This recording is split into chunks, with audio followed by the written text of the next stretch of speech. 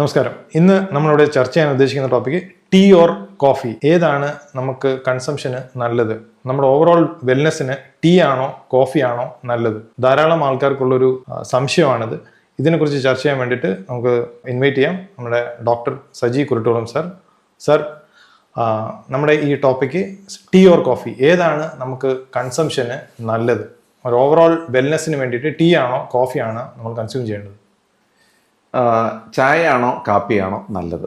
ഇത് നൂറ്റാണ്ടുകളായിട്ടുള്ള ഒരു തർക്ക വിഷയമാണ്. അതിനെക്കുറിച്ച് ഒരുപാട് ചർച്ചകളും ഒരുപാട് ആർട്ടിക്കിൾസും എല്ലാം ഉണ്ടായിട്ടുണ്ട്. അതെ, പല രാജ്യങ്ങളിലും ടീയും കോഫിയും, അതായത് ചായയും കാപ്പിയും കുടിക്കുന്നതിൻ്റെ റേഷ്യോ വ്യത്യാസമാണ്.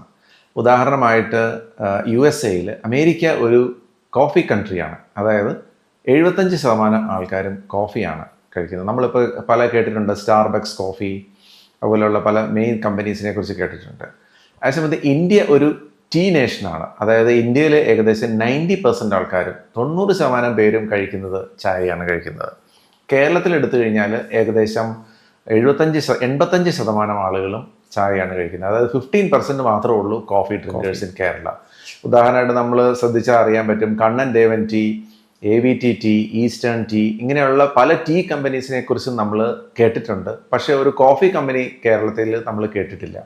അതിൽ നിന്ന് തന്നെ വളരെ വ്യക്തമാണ്, ഏകദേശം ടീ ആണ് നമ്മുടെ കേരളത്തിലെ ഏറ്റവും കൂടുതൽ ആളുകൾ കൺസ്യൂം ചെയ്യുന്ന സംഗതി. സർ, ടീ അല്ലെങ്കിൽ കോഫി, ഇതിൽ നമുക്ക് കാർഡിയോ വാസ്കുലർ ഇമ്പാക്ട് ഏതാണ് കൂടുതലായിട്ടുള്ളത്?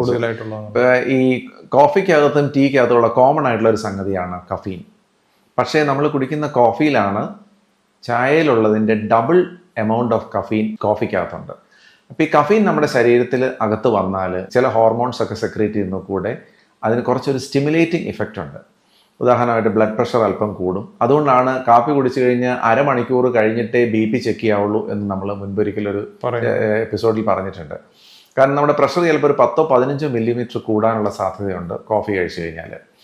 അതുപോലെ തന്നെ അത് ഉറക്കം വരാതിരിക്കാനായിട്ടും കൂടുതൽ നന്നായിട്ട് കോൺസെൻട്രേറ്റ് ചെയ്യാനായിട്ടും, ഇപ്പോൾ ഒരു പരീക്ഷ എഴുതുന്നതിന് മുൻപ് ഒരു കാപ്പി കുടിച്ചിട്ട് പോയി പരീക്ഷ എഴുതുകയാണെങ്കിൽ, അല്ലെങ്കിൽ പഠിക്കാനിരിക്കുന്നതിന് മുമ്പ്, അല്ലെങ്കിൽ ഒരു തീസിസ് എഴുതുന്നതിന് മുമ്പ്, അല്ലെങ്കിൽ ഒരു കോടതിയിൽ കയറി കേസ് അനലൈസ് ചെയ്യുന്നതിന് മുമ്പ്, ഇങ്ങനെയുള്ള കാര്യങ്ങൾക്കൊക്കെ മുമ്പ് നമുക്കൊരു കോഫി കഴിക്കുകയാണെങ്കിൽ നമുക്ക് കൂടുതൽ കോൺസെൻട്രേറ്റ് ചെയ്യാൻ പറ്റും, കൂടുതൽ കൃത്യതയോടുകൂടി കാര്യങ്ങൾ ചെയ്യാനായിട്ട് നമുക്ക് സാധിക്കും.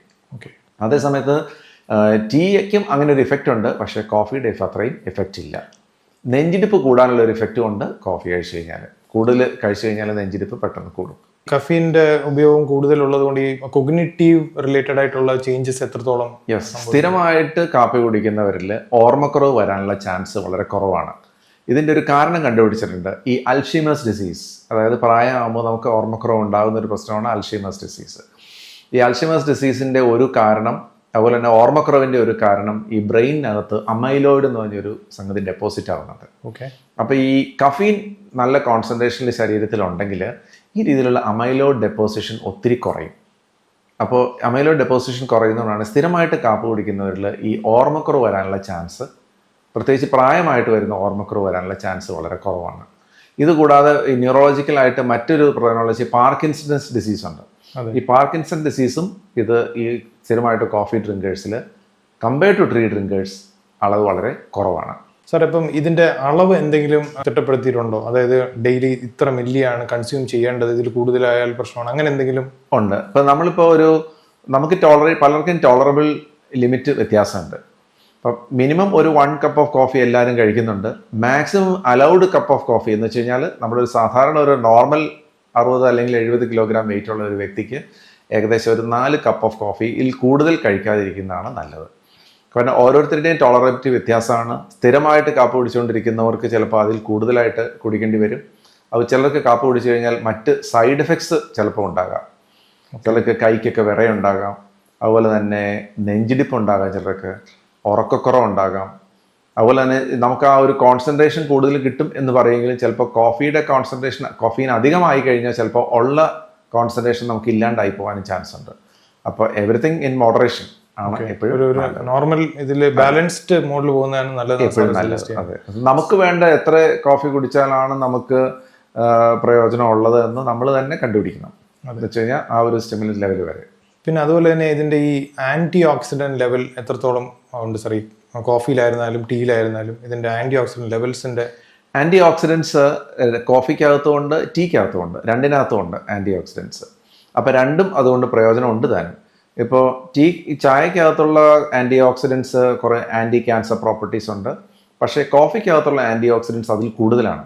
ഇപ്പോൾ ലിവർ സിറോസിസ്, ഫാറ്റി ലിവർ, അതുപോലെ തന്നെ ബവൽ ക്യാൻസേഴ്സ്, ഇൻഡസ്റ്റൈനൽ ക്യാൻസേഴ്സ്, അതുപോലെ തന്നെ ബ്രസ്റ്റ് ക്യാൻസർ, ഇതൊക്കെ വരാനുള്ള ചാൻസ് റെഗുലർ കോഫി ഡ്രിങ്കേഴ്സ്, അത് സ്ഥിരമായിട്ട് കാപ്പി കുടിക്കുന്നവരിൽ ചായ കുടിക്കുന്നവരെക്കാൾ കുറവാണ്. അപ്പോൾ അത് വളരെ ശാസ്ത്രീയമായിട്ട് പല പഠനങ്ങളും നടത്തി തെളിയിച്ചിട്ടുള്ള സംഗതിയാണ്. ഇപ്പോൾ ക്യാൻസർ ഇൻസിഡൻസ് കുറവാണ്. അതുപോലെ തന്നെ ആൽഷിമേഴ്സ് വരുന്നില്ല, ഓർമ്മക്കുറവ്, പ്രായം കൂടുതലുണ്ടാകും വരുന്ന ഓർമ്മക്കുറവിനുള്ള ആ വ്യത്യാസം അസുഖത്തിന് കുറവുണ്ട്.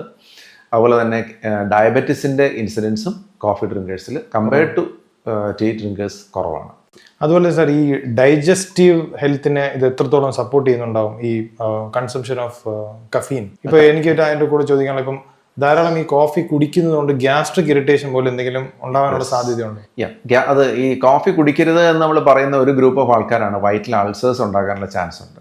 പ്രത്യേകിച്ച് വെറും വയറ്റിൽ ബ്ലാക്ക് കോഫി കഴിക്കുമ്പോൾ വയറ്റിൽ അൾസറേഷൻസ് വരാനുള്ള ചാൻസ് ഉണ്ട്. അപ്പോൾ ഈ അൾസർ ടെൻഡൻസി ഉള്ള വ്യക്തികൾ പറ്റുന്നിടത്തോളം ഒന്നുകിൽ ലൈറ്റ് കോഫി അല്ലെങ്കിൽ കോഫിക്ക് പകരം ടീ എടുക്കുന്നതായിരിക്കും കുറച്ചും കൂടെ നല്ലത്. അതേസമയത്ത് ടീ കഴിക്കുമ്പോൾ സാധാരണഗതിയിൽ വയറ്റിൽ ആ gastric irritation compared to coffee കുറവായിരിക്കും. സാർ, ഈ ടീ അല്ലെങ്കിൽ കോഫി ഈ വെയിറ്റ് മാനേജ്മെന്റിനെ എങ്ങനെയാണ് ഇൻഫ്ലുവൻസ് ചെയ്യുന്നത്? കോഫി കഴിച്ചു കഴിഞ്ഞാൽ ചെറിയ ഒരു റെഗുലർ കോഫി ഡ്രിങ്കേഴ്സ് നമ്മൾ കാണുന്ന അവർക്ക് ചെറിയൊരു വെയിറ്റ് ഗെയിൻ കാണുന്നുണ്ട് കമ്പയർഡ് ടു ടീ ഡ്രിങ്കേഴ്സ്. പലരും പറയാറുണ്ട് ഈ ഗ്രീൻ ടീ മാത്രം കഴിച്ചുകൊണ്ടിരിക്കുകയാണെങ്കിൽ അവർക്ക് കമ്പയർഡ് ടു കോഫി ഈ വെയിറ്റ് ലോസിന് കുറച്ചും കൂടെ ഇഫക്റ്റാണ്. അതായത് വെയിറ്റ് കുറയ്ക്കാനായിട്ട് കുറച്ച് പ്രയോജനം ചെയ്യും കമ്പയർഡ് ടു ടീ. അപ്പോൾ വണ്ണം കൂടുതലുള്ള വ്യക്തികളിൽ പലപ്പോഴും ഈ ഗ്രീൻ ടീ അല്ലെങ്കിൽ ബ്ലാക്ക് ടീ കഴിക്കുന്നതായിരിക്കും കുറച്ചും കൂടെ നല്ലത്. അത് തന്നെയല്ല, അതിനകത്ത് ബ്ലാക്ക് ടീ കഴിക്കുമ്പോൾ പ്രത്യേകിച്ചുണ്ട് നോ മിൽക്ക് നോ ഷുഗർ. ഇതില്ലാതെ കഴിച്ചാൽ മാത്രമേ എൻ്റെ ബെനിഫിറ്റ് മാക്സിമം ആയിട്ട് കിട്ടുള്ളൂ. ഈ മിൽക്കോ ഷുഗറോ ആഡ് ചെയ്യുമ്പോഴത്തേക്കും നമ്മുടെ ഈ ആൻറ്റി ഓക്സിഡൻറ്റ് പ്രോപ്പർട്ടി അതുപോലെ തന്നെ ഇങ്ങനത്തെ ഉള്ള ഹെൽത്ത് ബെനിഫിറ്റ്സ് ഒക്കെ ഒരുപാട് കുറഞ്ഞു പോകും. അതുകൊണ്ട് ലീസ്റ്റ് എമൗണ്ട് ഓഫ് ഷുഗർ, ഏറ്റവും കുറഞ്ഞ എമൗണ്ട് ഓഫ് ഷുഗർ, ഏറ്റവും കുറഞ്ഞ എമൗണ്ട് ഓഫ് മിൽക്ക് ആയിട്ട് വേണം കോഫി ടീ ഉണ്ടാക്കാനായിട്ട്. സാർ, ഇപ്പോൾ മിൽക്ക് കുറയ്ക്കണം എന്ന് പറയുന്നുണ്ടായിരുന്നു. അപ്പോൾ ഈ ബ്ലാക്ക് കോഫി എന്നുള്ള, ഫോർ എക്സാമ്പിൾ ഇപ്പോൾ സാർ നേരത്തെ പറഞ്ഞ പോലെ സ്റ്റാർബക്സ് പോലത്തെ വലിയ വലിയ മൾട്ടിനാഷണൽ കമ്പനീസ് ഇവിടെ ഓപ്പറേറ്റ് ചെയ്യുന്നുണ്ട്. അപ്പം ഈ ബ്ലാക്ക് അവര് ഈ എക്സ്പ്രസോ അല്ലെങ്കിൽ കാപ്പച്ചിനോ പോലത്തെ ബ്ലാക്ക് കോഫി ഒരുപാട് പ്രൊമോട്ട് ചെയ്യുന്നുണ്ട്. അപ്പം ബ്ലാക്ക് കോഫി അങ്ങനത്തെ കോഫി കുടിക്കുന്നതാണോ കുറച്ചുകൂടെ നല്ലത്?